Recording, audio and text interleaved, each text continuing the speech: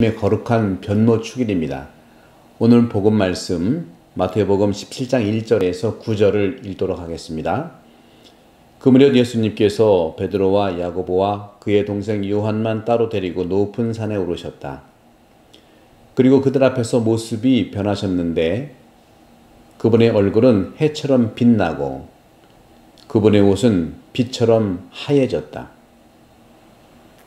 그때에 모세와 엘리야가 그들 앞에 나타나 예수님과 이야기를 나누었다. 그러자 베드로가 나서서 예수님께 말하였다. 주님, 저희가 여기에서 지내면 좋겠습니다. 원하시면 제가 초막 셋을 지어 하나는 주님께, 하나는 모세께, 또 하나는 엘리야께 드리겠습니다. 베드로가 말을 채 끝나기도 전에 빛나는 구름이 그들을 덮었다. 그리고 그 구름 속에서 이는 내가 사랑하는 아들, 내 마음에 드는 아들이니 너희는 그의 말을 들어라 하는 소리가 났다. 이 소리를 들은 제자들은 얼굴을 땅에 대고 엎드린 채 몹시 두려워하였다. 예수님께서 다가오시어 그들에게 손을 대시며 일어나라, 그리고 두려워하지 마라 하고 이르셨다. 그들이 눈을 들어보니 예수님 외에는 아무도 보이지 않았다.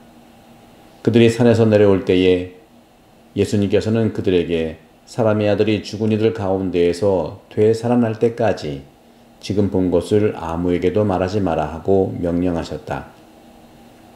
주님의 말씀입니다. 그리스도님 찬미합니다. 네, 이 거룩한 변모 축일은요, 공관복음 세 복음, 마르코복음, 루카복음, 그리고 마태복음 모두가 다 전하고 있습니다. 오늘 복음은 마태복음을 읽었습니다만은 또 마르코 복음도요, 이런 차원에서는 굉장히 중요한 복음 말씀을 읽는데 마르코복음 9장 1절에서 2절이고 마태복음은 17장 1절에서 13절, 루카복음은 9장 28절에서 36절인데 공통적으로 모든 복음서의 중심에 있다는 것이죠. 이만큼 이 거룩한 변모가 특히 예를 들어서 마르코복음 같은 경우는 16장밖에 없는데 8장이 반이죠. 1장에서 8장. 그 다음에 후반부로 넘어가는 첫 번째가 바로 거룩한 변모 기록을 이제 전하고 있죠. 뭐든지 중심에 있는 것이 중심 아니겠어요? 그런 점에서 오늘 마태복음의 이 거룩한 변모와 같이 이제 견주어서 공관복음 여러분 같이 읽어보면 더 의미가 있습니다. 예수님께서 높은 산에 오르셨다고 말씀을 하죠. 높은 산에 오르셨다. 그런데 마태복음은 베드로와 야고보와 그의 동생 요한만 따로 데리고 가요. 따로란 말이 있어요.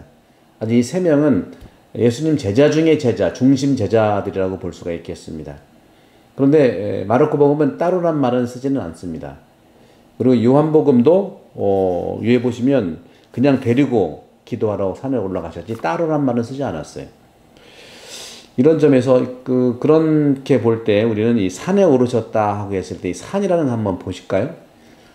여러분 산에 올라가는 거 좋아하시죠? 저도 산에 가는 건 나쁘진 않는데 제가 신학교에서 23년 있을 때 신학교가 산속에 있기 때문에 아예 산 속에 살았습니다. 저는 개인적으로 산도 좋아하지만 특별히 바다를 더 좋아합니다. 그래서 제가 이쪽에 시드니에 온 곳이 바다가 있어서 너무 좋은데요. 숙련된 산악인들이 말하기를 높은 산에 오를 때 천천히 리듬 있게 오를 필요가 있다고 말합니다. 매번 정기적으로 멈추고 휴식을 하면서 올라가라고 충고하고 있죠. 그리고 그때마다 뒤를 돌아 지평선을 넓은 곳을 바라보도록 합니다. 또 산 정상에서 바라보면 도시라든가 집, 자기가 떠났던 그곳들의 계곡들이 보이죠. 바라다 보이는 그곳에서 살았을 때 내가 출발했던 곳, 살고 있던 그곳에서는 어떠했는지 모르잖아요. 높은 데서 바라볼 경험이 없기 때문에 또 살았지만 처음 내가 나를 보는 거 아니겠습니까? 따라서 높은 산에서 바라다 보는 것은 성인의 전기에서 읽었던 것처럼 하느님의 계시를 이해하도록 돕는 경험과 비슷해요. 하느님께서 우리를 바라다 보는 그런 시선이겠죠. 따라서 산에 오르는 것은 하느님의 시선을 찾는 경험하는 것이라고 볼 수가 있겠습니다. 저도 기회가 되면 블루 마운틴이라든가 가고 싶어요. 하느님의 그 경험을 하기 때문에. 그래서 이 그리스도 전통 안에서도 산은 굉장히 중요한 하느님을 만나는 장소입니다. 따라서 이 계시라고 하는 거 있죠. 하느님께서 드러내 보시는 자신의 소개죠. 이 계시는 자신을 소개하는 것인데 시작부터 믿고 받아들이기는 참 두렵습니다. 혹시 그것을 환상 또는 거짓이나 착각으로 할 수 있기 때문이죠. 그래서 참 비전이 인간 의심할 수가 있기 때문이죠. 참으로 구별하기는 쉽지 않아요. 그래서 오늘 복음도 그들은 예수님의 본 모습을 보고도 두려워했다고 했습니다. 하지만 이 상징과 징표라고 하는 것은 우리의 믿음을 돕고 또 도와주는 그러한 은총이라고 생각해요. 하느님은 당신이 뽑은 사람들에게 이 살아가는 이 현실 안에서 참 세상을 보여주기를 원하시기 때문입니다. 따라서 상징 안에서 세상과 나를 인도하는 사랑의 정신을 우리가 느낄 수 있는 겁니다. 오늘 복음도 그렇고 모든 이 공간 복음에서의 또 하나의 모습은 예수님께서 그들 앞에 나타나셔서 그분의 얼굴은 해처럼 빛나고 그분의 옷은 빛처럼 하얘졌다 하고 해요.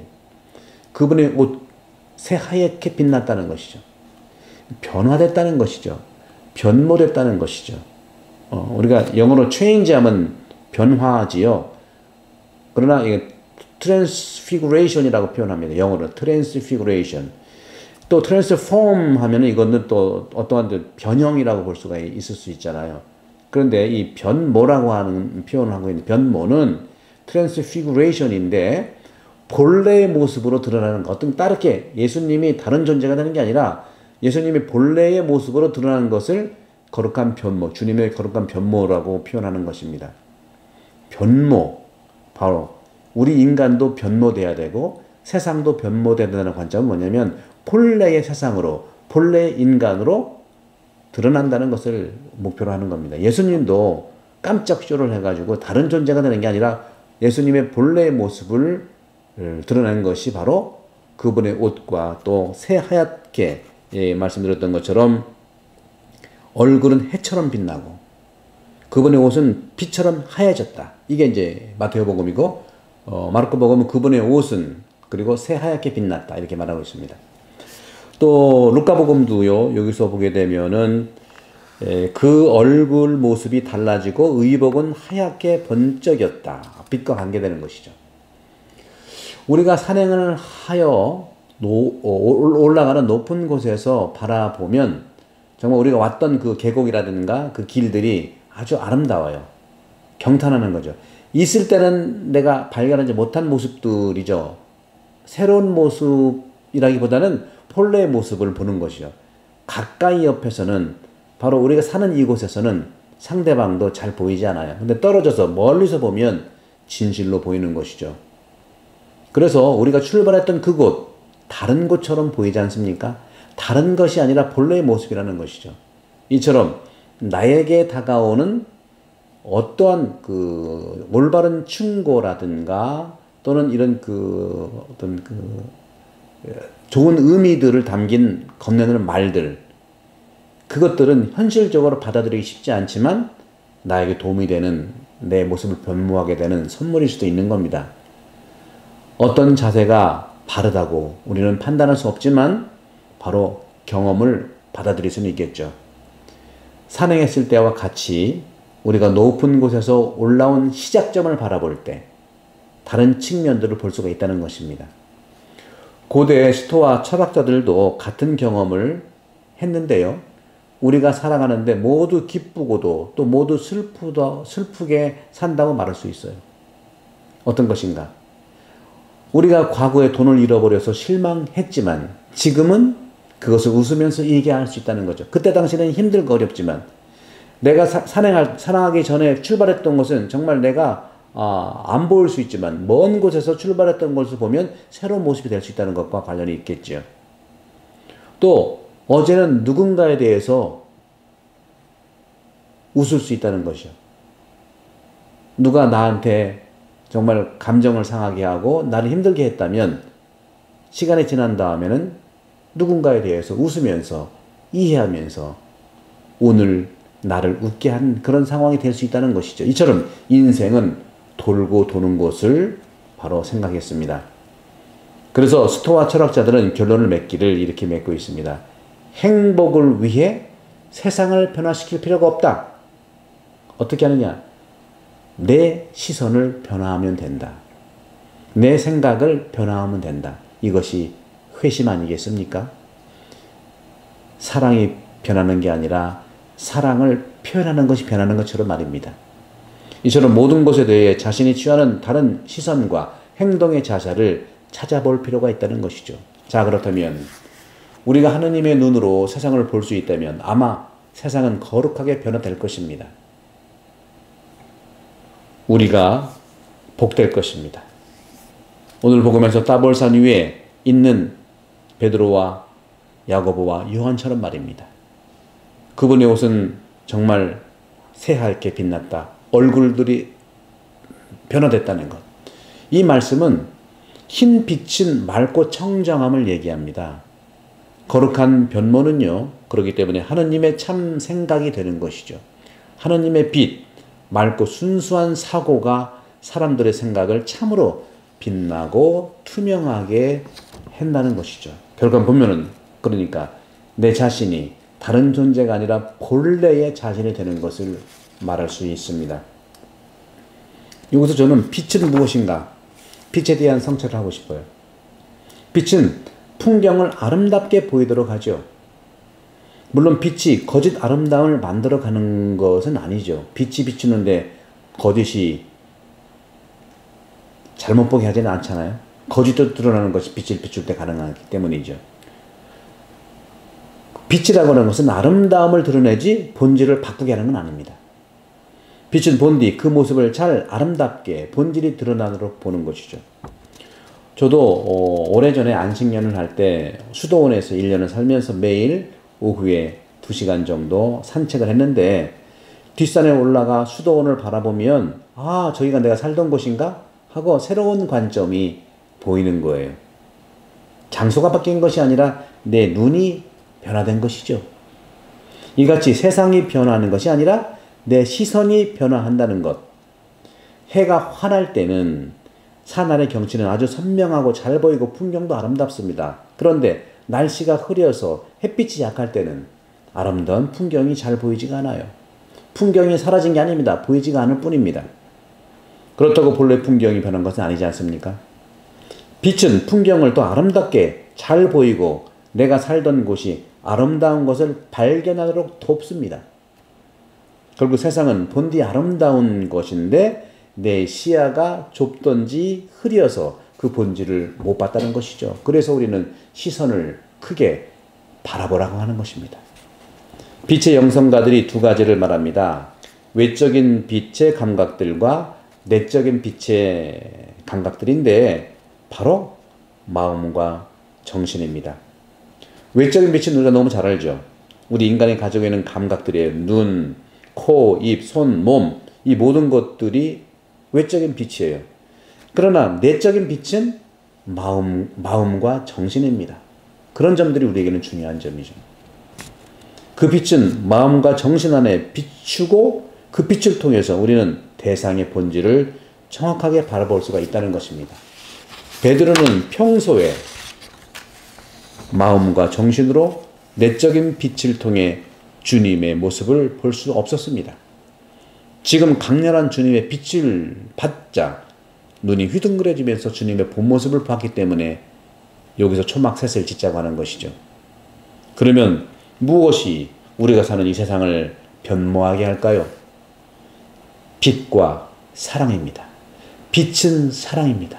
태초에 빛이 있어라, 사랑이 있어라 같은 겁니다. 빛과 사랑이 세상을 변모하게 합니다.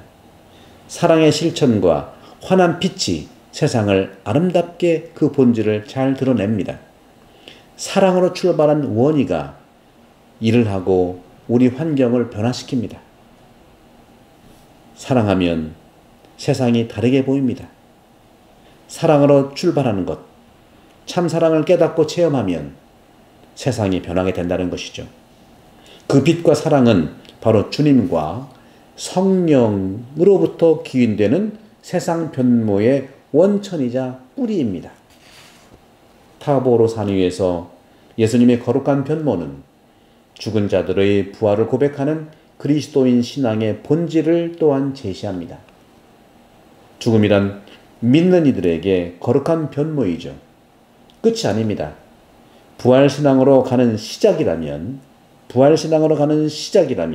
믿지 않는 이들에게는 죽음이 끝이요 마침이지만 변모가 없는 것이죠. 하지만 부활은 우리 믿는 이들에게 영원한 삶이죠. 세상에서 태어난 우리가 서로 사랑의 빛으로서 변화되어 가는 그리스도 신앙의 본질이고, 세상은 우리의 이런 삶이 성령의 내적인 빛과 사랑으로 살아갈 때 영원히 변화됩니다. 사랑하는 형제자매 여러분, 주님의 빛과 사랑으로 영원한 본래의 모습으로 살아가는 은총을 기도하겠습니다. 성부와 성자와 성령께서는 여러분 모두에 항복합니다. 감사합니다.